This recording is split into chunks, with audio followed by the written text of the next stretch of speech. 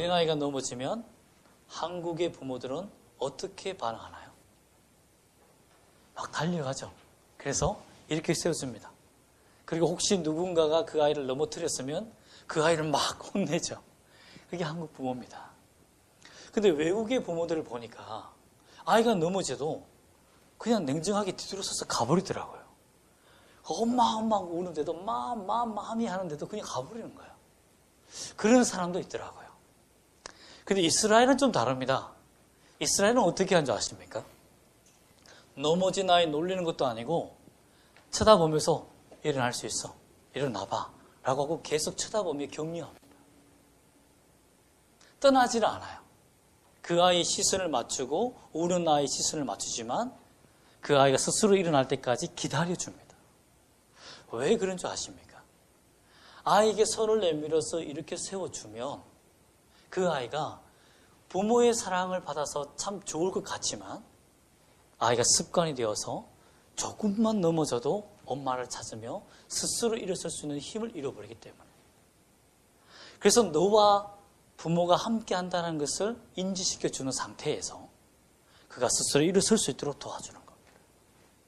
오늘 말씀을 통해서 하나님의 시선이 하나님의 자녀에게, 고통받는 자녀에게 어떻게 함께하고 있는지를 발견하는 시간이 되어서 성공이 아니라 세상을 승리하는 그 비결을 얻어가는 여러분 되시기를 주의 이름으로 축복합니다. 아멘. 오늘 보면 암몬 자손이 다윗과 함께 전쟁하는 일이 생깁니다. 이 암몬 자손이 아람과 시리아라는 연합군을 통하여서 이스라엘을 공격하게 됩니다. 이 전쟁에서 불행히도 암몬과 아람 자손이 패하게 됩니다. 왜 이런 일이 일어났을까요? 전쟁의 이유는 이렇습니다. 제가 10장 1절과 8절 말씀을 요약해보면 이런 내용입니다. 다윗과 암몬 자손의 암몬 나라의 나하스라는 사람은 굉장히 친구처럼 지냈습니다. 그래서 다윗이 어려울 때 도와주고 그에게 물질을 보태주며 스폰서 같은 역할을 하면서 또 다윗은 그의 병력으로 암몬을 지켜주는 동맹 국가와 같았습니다. 그런데 나하스가 죽고 그 아들 한운이라는 사람이 왕이 됩니다. 근데 굉장히 거만해요. 젊은 혈기에 거만한 이 왕이 다윗 밑에서 자기가 지배당하는 같은 느낌이 드니까 다윗을 거절하기 시작합니다. 그것을 잘 간파한 신하들이 그 왕의 마음을 교묘하게 이용합니다. 그래서 한운이 정권을 잡는 그날에 다윗이 자기 대사들을 보냅니다. 왕의 대사들을 보내서 축하하는 시간을 갖습니다. 그때 신하들이 뭐라고 하냐면 왕이시여 다윗이 이 나라를 멸망시키기 위해서 스파이를 보냈습니다. 이들을 그냥 돌려보내면 안 됩니다. 모욕을 줘야 됩니다. 라고 해서 그들이 눈썹 절반을 밀어버리고요. 요즘 눈썹 문신하는 여인들도 많은데 절반만 밀어버렸으니까 얼마나 창피하겠어요. 그리고 수염 절반을 잘라버립니다. 그리고 중동 볼기 엉덩이까지 옷을 잘라버려요. 이스라엘 민족은 발목 이상을 보이는 것을 굉장히 수치스러워했습니다. 벗은 몸이라 생각한 거죠. 중동 볼기 엉덩이까지 옷을 잘라서 보낸 것은 너는 남자가 아니야 라는 여자라고 수치를 준 겁니다. 대사를 수치를 주는 것은 어떤 일입니까? 국가 간에? 그 대통령을 그렇게 만든 것과 똑같은 거죠. 국가 전체를 모욕하는 일입니다. 이 일이 다윗에게 알려지게 되죠. 근데 바보같이 이 사람들이 한 일을 끝난 다음에 다윗이 이 일을 알았다는 것을 듣고 두려워합니다. 좀 바보스럽지 않나요? 처음에 이 일을 계획했을 때는 막 멋있게 용기 있게 거만하게 했지만 다윗이 이 사실을 알고 분노했다는 소식을 듣고는 암몬 사람들이 두려워합니다. 그래서 암몬에 있는 사람들이 아람과 시리아에 막대한 돈을 투자합니다. 어마어마한 돈을 투자해서 그 병력을 고용합니다. 6절 말씀 보면 한번 읽어볼까요? 암몬 자손들이 자기들이 다윗에게 미움이 된 줄 알고 암몬 자손들이 사람을 보내 벳르혼 아람 사람과 소바 사람 아람 사람의 보병 2만 명과 마가 왕과 그의 사람 1,000명과 돕 사람 12,000명을 고용한지라. 이 고용은 돈 주고 샀다는 말이죠. 즉 특전사, 특수부대를 33,000명이나 삽니다. 합산해보면 알겠죠? 33,000명을 돈 주고 사서 자기가 함께 이스라엘을 치러 공격하러 갑니다. 근데 이렇게만 공격했느냐? 아닙니다. 18절 말씀 읽어볼까요? 아람 사람이 이스라엘 앞에서 도망한지라 다윗이 아람 병거 700대 마병 4만 명을 죽이고, 자 여기까지 읽겠습니다. 물론 결론은 아람 군대가 패했지만 그들이 가지고 온 병력을 보십시오. 33,000명의 특수대원들과 그리고 700대의 병거, 이것은 탱크입니다. 오늘날 탱크 700대를 동원한 거예요. 그리고 마병, 이것은 박격포입니다. 포탄을 넣어서 먼 거리를 완전히 초전 박살을 낼 수 있는 이 무기가 마병에 비교할 수 있습니다. 말에 타고 있으면 창을 들고 지나가면 다 쓸어버려요. 아무리 칼을 들고 공격해도 창을 옆구리에 끼고 딱 잡은 다음에 그들을 말로 타고 휘두르면 말의 속도가 60km 이상이 되지 않습니까? 그 속도 때문에 사람들이 다 쓰러집니다. 볼링핀처럼. 그럴 땐 박격포에 비교합니다. 주로. 즉 탱크 700대와 박격포 몇 대입니까? 4만 대입니다. 4만 대. 이 병력을 가지고 다윗성 문 앞에 진을 치고 포위를 해버립니다. 이길 수가 있습니까? 없습니까? 이길 수가 없어요. 왜냐하면 이스라엘 민족은 겨우 오늘날 비교하면 소총에 당금을 꽂은 사람들입니다. 칼, 막대기, 방패가 전부입니다. 활이 전부예요. 그렇기 때문에 이 전쟁에서는 백전백패입니다. 이 전쟁에서 어떻게 그럼 이길 수 있을까요? 여러분 굉장히 교만하잖아요. 거만하잖아요. 이런 사람들이 세상에 얼마나 많습니까? 이런 사람들이 하나님의 백성을 괴롭히고 파괴시키는 자들이 얼마나 많습니까? 이들은 무기를 가지고 있어요. 이들은 돈이 있어요. 이들은 권력이 있어요. 이들은 힘이 있어요. 이런 자들을 어떻게 이길 수 있겠습니까? 다윗이 어떻게 승리했을까요? 우리는 어떻게 이런 사람들, 세상에 불법을 저지르며 악행을 저지르며 악랄하기가 그잘데없는 사람들과 어떻게 싸워서 승리할 수 있냐는 겁니다. 그것은 하나님께서 전적으로 이스라엘 백성들을 도우셨기 때문입니다. 하나님이 어떻게 도우셨는지 그 과정을 오늘 본문을 통해서 살펴보기를 소망합니다. 7절 말씀 볼까요? 7절 말씀 봅시다.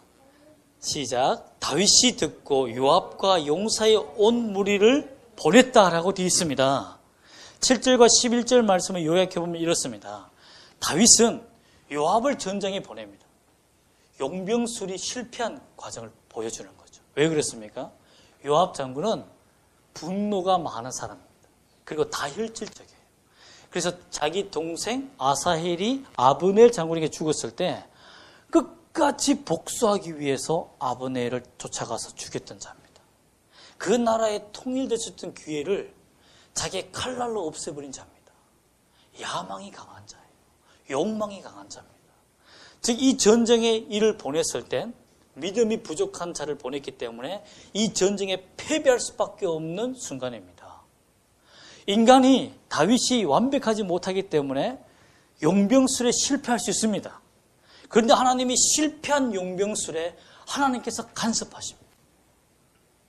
다윗을 도우시사 다윗이 잘못 판단하여서 맡기지 말아야 할 사람에게 일을 맡겼을 때 실패할 수밖에 없는 상황임에도 불구하고 하나님께서 그를 도우시사 역사하십니다.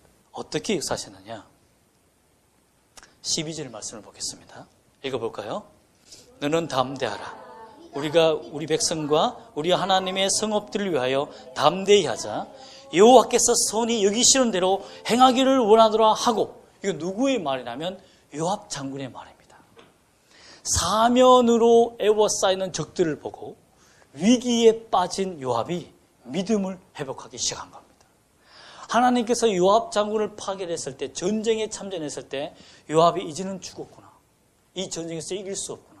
저들의 병력과 수를 보았을 때 자신은 이길 수 없다라고 생각했을 때 이제는 도와줄 사람이 없다라고 생각했을 때 그가 하나님 앞에 무릎 꿇으며 돌아가는 시간이 생깁니다. 그러면서 뭐라고 말하냐면 담대하라. 이게 누구에게 말했냐면 자기 살아남은 동생 아비새에게 말합니다. 아비새야 담대해라. 여호와께서 이 땅을 통치하고 계신다. 악한 자가 아무리 병력과 수와 돈으로 세상을 정복하고 승리하려고 한다 할지라도 이 하나님 나라가 이 땅에 통치하고 있는 이상 우리는 실패하지 않는다.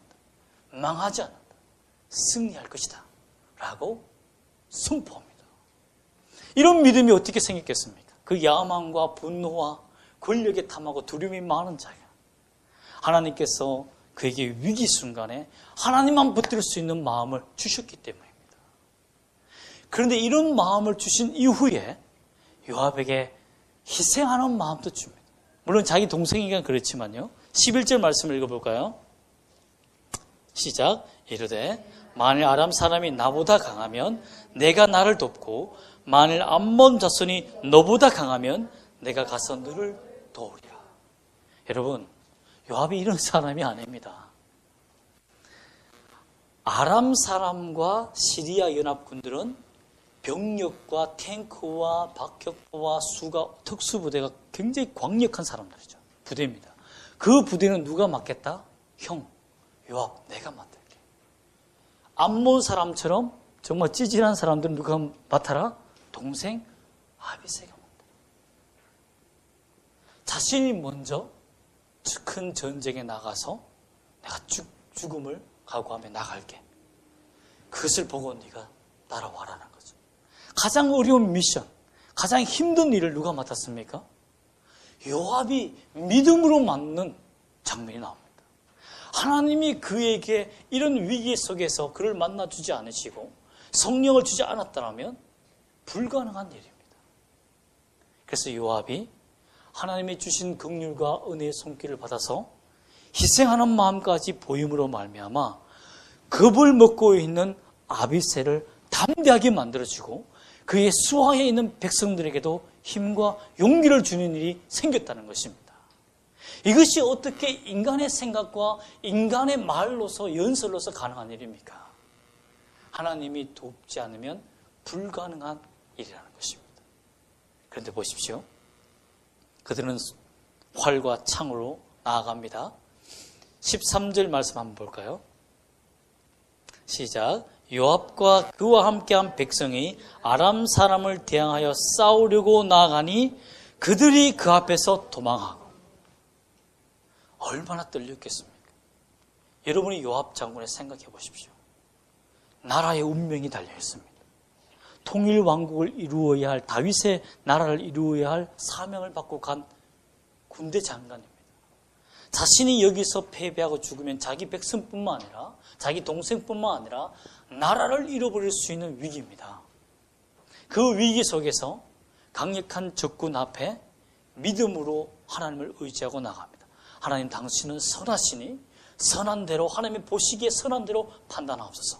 이 말은 하나님의 눈에 좋으신 대로 창세기에 있는 말씀대로 하나님이 모든 세상을 창조하신 후에 심히 보기에 좋았더라. 창조하실 때마다 보기에 좋았더라. 하나님의 뜻대로 하나님의 통치하심대로 이루어지기를 원합니다. 라고 하며 믿음으로 전진합니다. 이 전진 앞에 아람 군대가 두려워 도망갑니다. 왜 그랬습니까? 많은 학자들은 이렇게 말합니다. 그 군인들은 고용된 용병입니다. 그렇기 때문에 돈을 주고 이 전쟁에 참여했기 때문에 다른 나라를 위해서 목숨을 버릴 만큼 그렇게 애국심이 투철하진 않다 이거죠. 그렇기 때문에 목숨 걸고 눈을 부릅뜨고 다가오는 항복할 줄 알았는데 죽기 살기로 덤벼드는 그들 앞에 괜히 내가 돈 주고 와서 목숨까지 잃어버릴 필요가 없잖아 하며 뒤에 포진되어 있는 강 건너에 군대가 또 포진되어 있습니다. 그 군대까지 그냥 후퇴해버리고 만다는 겁니다. 이 모습을 보고 성문 앞에 나와서 거만하게 그 성을 멸망시키기 위해서 있었던 암몬 사람들까지 도망가는 일이 생깁니다. 여러분, 하나님을 의지하는 자, 하나님을 믿고 그 발걸음을 전진하는 자에게 하나님은 함께 하실 줄 믿습니다. 아멘. 15절 말씀 읽어봅시다. 시작. 아람 사람이 자기가 이스라엘 앞에서 패하심을 보고 다 모임에 16절 하닷 에셀이 사람을 보내 강 건너쪽에 있는 아람 사람을 불러내매 그들이 헬람에 이르니 하닷 에셀의 군사령관 소박이 그들을 거느린지라. 어떤 일이 생겼습니까? 암몬 사람과 아람 사람이 후퇴하는 일을 보고 하닷 에셀이 뒤에 있는 병력까지 다 총동원해서 다시 한번 성을 공격하기 위해서 전진합니다. 하닷 에셀이라는 사람은 굉장한 왕인 거죠. 그 전 지역에, 그 시대에 투철한 전쟁력과 정신과 담대함을 가지고 있는 왕이었다는 겁니다. 그래서 자기의 특전사들과 자신들의 군대와 암몬이 후퇴하는 걸 보고는 다시 그 마음을 가다듬어서 사기를 주어서 다시 총 공격하는 일이 생깁니다. 위기죠. 얼마나 큰 위기입니까? 그때 하나님이 역사합니다. 믿음으로 전진한 요압 장군이 한 일은 거기까지입니다.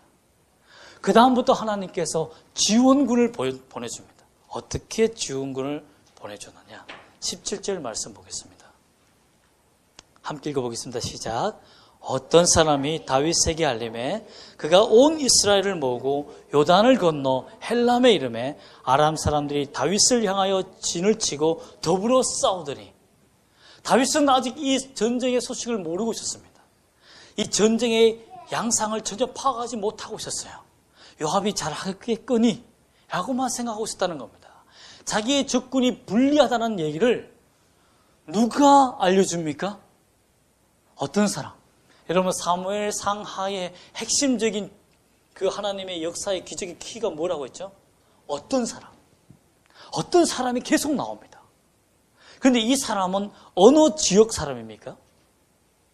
성 밖에 아람과 시리아와 암몬 사람들이 진을 치고 있는 지역에 있는 사람입니다. 성문 안에 있는 이스라엘 백성 사람이 아니에요. 이스라엘을 돕는 사람이 아닌데 이스라엘 밖에 있는 외부인이 그 장면을 보고 다윗을 존경하는 마음을 가진 사람이 있었다는 거죠. 하나님이 준비시켜 놓은 그 사람을 통해서 고발하여 알려주어서 지금 당신이 돕지 않으면 요압 장군이 죽습니다. 패배합니다. 지금 가야 됩니다. 라고 알려준 겁니다. 그래서 다윗이 부랴부랴 병사들을 이끌고 요압을 돕기 위해서 전진합니다.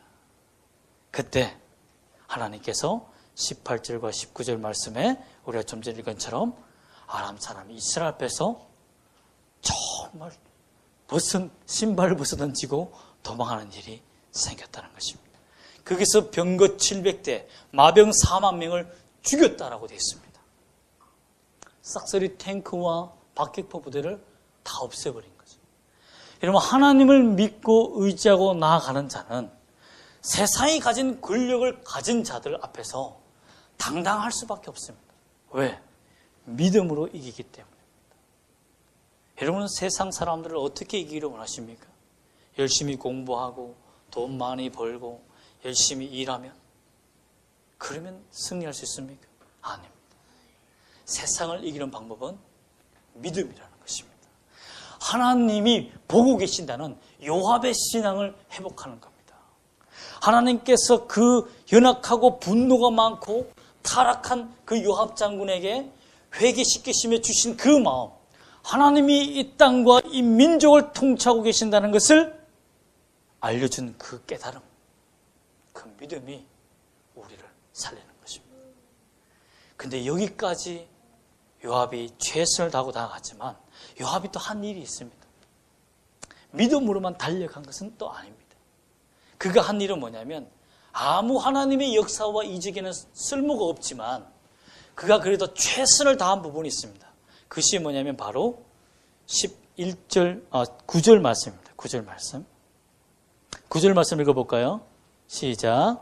요압이 자기와 맞서 앞뒤에 친 적진을 보고 이스라엘의 선발한 자 중에서 또 엄선하여 아람 사람과 싸우려고 진치고 10절과 11절 말씀, 19절과 9절에서 11절 말씀을 요약하면 이렇습니다. 요압이 아람과 최고의 병력과 싸우기 위해서 자신이 가장 잘 훈련된 사람들을 최선을 다해서 선발합니다. 하나님께서 함께 역사하시는 것을 믿지만 자신이 해야 할 최선의 노력을 다한다는 것입니다. 사실 계란으로 바위치기가 아닙니까? 그러나 그 계란을 가장 특산품 계란을 준비했다는 겁니다. 바위를 깨트릴 수밖에 없는, 그 바위에는 계란이 깨질 수밖에 없지만 인간이 할 수 있는 가장 중요한 그리고 가장 최선 특산품 계란을 준비했다는 것입니다.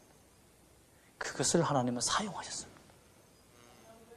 그래서 사용하셨습니다. 자, 이 전쟁에서 승리한 이유가 무엇이라고요? 하나님의 인도하심, 하나님을 믿는 믿음, 하나님께서 우리와 함께 하신다는 그 믿음을 의지하고 나아간 방법. 그를 통해서 그들이 받은 복이 무엇입니까? 이렇게 정리하셨습니다. 암몬 사람들이 다 도망갑니다. 그리고 어떤 사람이 있다는 것을 다윗이 깨닫게 됩니다. 아, 우리만 이 세상에 존재하는 것이 아니고요. 하나님의 사람들이 곳곳 지역마다 숨겨져 있구나. 우리를 돕는 사람을 하나님께서 보내주시는구나. 우리 홀로 싸우는 것이 아니구나. 여러분, 세상에 때로는 억눌리며 많은 사람들이 우리를 믿음을 시험하고 예수 믿는 사람을 공격하고 쓰러뜨리고 넘어뜨리지만 당신을 돕는, 우리를 돕는 사람을 하나님이 준비시켜 놓았다는 것을 믿으시기를 소망합니다. 아멘. 그리고 그들이 얻은 게 무엇입니까? 병거 700. 여러분, 전차입니다. 말이 끄는 전차예요. 전쟁에서 말은 죽이지 않죠. 끄는 사람을 죽이죠. 그러므로 그들은 새로운 무기를 얻게 됩니다. 쉽게 말하면 탱크 700대를 고스란히 얻게 된 거죠. 여러분, 엄청난 무기를 얻음으로 말미암아서 통일 국가를 이루는 기초를 하나님이 닦는 무기를 주셨다는 겁니다. 여러분, 패배할 수밖에 없고 아무것도 가지지 못한 자가 어떻게 하나님 앞에서 은혜와 복을 받았습니까? 믿음의 한 발자국입니다. 하나님이 통치하고 계신다는 것을 믿고 전진하는 그 모습 속에 승리한 겁니다. 여러분, 하나님은 도우시는 전능자이십니다. 믿음으로 하나님을 보고 모든 선악간에 간섭하시고 감찰하시는 분이 나를 도우시는 하나님, 특히 하나님의 자녀들에게 눈을 향하시고 그 자녀를 돕기 위해서 오시는 그 하나님이 계신다는 것, 그것을 발견하는 여러분 되시기를 소망합니다. 아멘. 그러므로 여러분, 믿음이란 좋은 열매를 맺는 것입니다. 하나님 앞에서 사는 삶을 말합니다. 성경은 예수님께서 어떻게 말했습니까? 마태복음 7장 17절에 이와 같이 좋은 나무마다 아름다운 열매를 맺고 못된 나무가 나쁜 열매를 맺나니라고 되어 있습니다. 이 말은 뭐냐면요, 하나님을 믿는다라고 하면서 믿음대로 살지 않는다. 하나님을 믿는다 하면서 내 행동이 타락되었다. 세상과 구별되지 않았다. 하나님이 보시는 삶 앞에서 살지 않는다. 이것은 내 믿음이 연약하든지 좋지 못한 믿음이든지 예수를 믿지 않는 모습이라는 것을 알 수 있습니다.